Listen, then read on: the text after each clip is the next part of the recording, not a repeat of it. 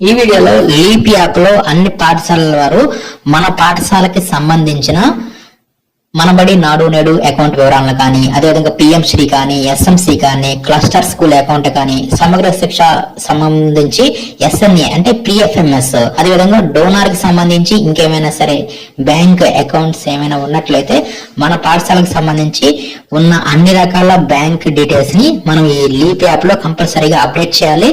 దీంట్లో ఉన్న డేటా ప్రకారమే ఇక నుంచి గ్రాంట్స్ అనేవి జమ చేయనున్నారు.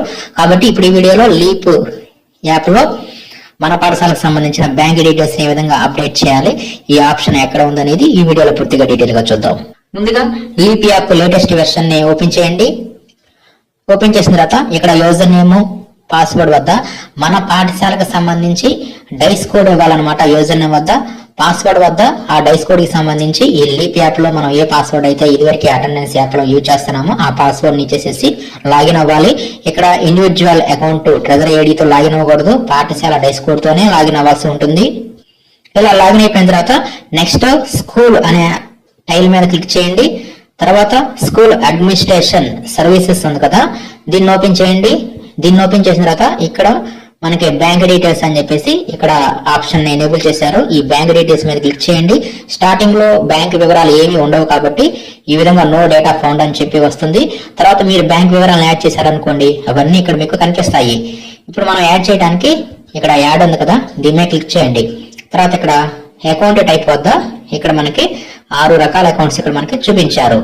ఫస్ట్ వచ్చేసరికి మనబడి మన భవిష్యత్తు అంటే ఇదివరకు నాడు నేడు అకౌంట్ ఉంది కదా, దానికి సంబంధించి నాడు నేడు పాఠశాలలు అందరూ కూడా ఈ ఎంబీ మనబడి మన భవిష్యత్తుని సెలెక్ట్ చేసుకొని ఇక్కడ అకౌంట్ హోల్డర్ నేమ్ వద్ద అకౌంట్ హోల్డర్ నేమ్ ఇస్తాము.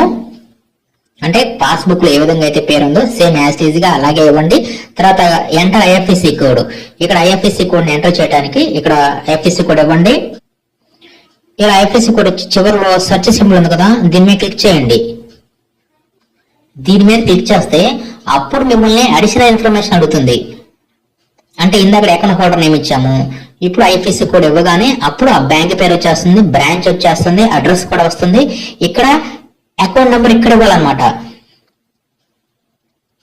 అంటే ఇక్కడ మనబడి మన భవిష్యత్తు సంబంధించింది కాబట్టి ఇక్కడ దానికి సంబంధించి అకౌంట్ నెంబర్ ఇచ్చేసేసి కన్ఫర్మ్ అకౌంట్ నెంబర్ వద్ద మరలా సేమ్ యాజ్ టీజ్ గా సేమ్ అదే బ్యాంక్ అకౌంట్ నెంబర్ ని 2 సార్లు ఇవ్వాలి.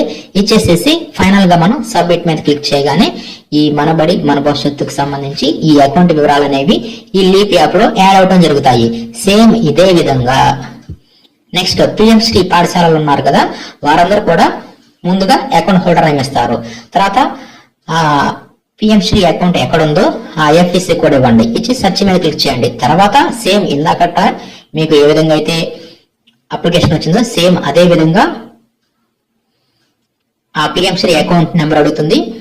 కన్ఫర్మ్ అకౌంట్ నెంబర్ వద్ద కూడా సేమ్ అలాగే ఇచ్చేసేసి సబ్మిట్ మీద క్లిక్ చేస్తే ఈ పిఎంశ్రీకి సంబంధించి ఈ బ్యాంక్ వివరాలు అనేవి లీప్ యాప్ లో అప్డేట్ అవుతాయి. అదే విధంగా ఎస్ఎంసి, ఇదివరకు మనకి ఎస్ఎంసికి సంబంధించి బ్యాంక్ వివరాలు ఉన్నాయి కదా, వాటిని కూడా సేమ్ ఇదే విధంగా అకౌంట్ హోల్డర్ నేమ్ ఇస్తాము, ఐఎఫ్ఎస్సి కోడ్ ఇస్తాము. ఇచ్చి సెర్చ్ చేయగానే ఇక్కడ మనకి account number, confirm account number అడుగుతుంది.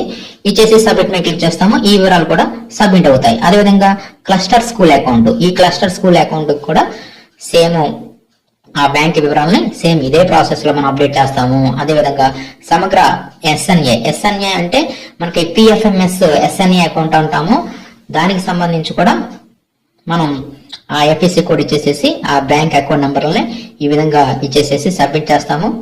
మన పాఠశాలకు సంబంధించి ఎవరైనా డొనేషన్స్ చేస్తుంటే ఆ డోనర్ అకౌంట్ ని మనం మెయింటైన్ చేస్తుంటే అప్పుడు దానికి సంబంధించి కూడా ఈ విధంగా మనం బ్యాంక్ అకౌంట్ నెంబరు, ఈ ఐఎఫ్ఎస్సి కోడ్, అకౌంట్ హోల్డర్ నేము, ఈ వివరాలన్నీ ఇచ్చేసేసి ఈ విధంగా మనం లీప్ యాప్ లో యాడ్ చేస్తాము.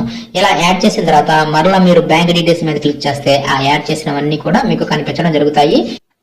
కాబట్టి ఈ విధంగా కంపల్సరీగా అన్ని పాఠశాలల వారు ఈ లీప్ యాప్ లో మన పాఠశాలకు సంబంధించిన అన్ని రకాల బ్యాంక్ డీటెయిల్స్ ని ఈ విధంగా అప్డేట్ అనేది చేయాల్సి ఉంటుంది.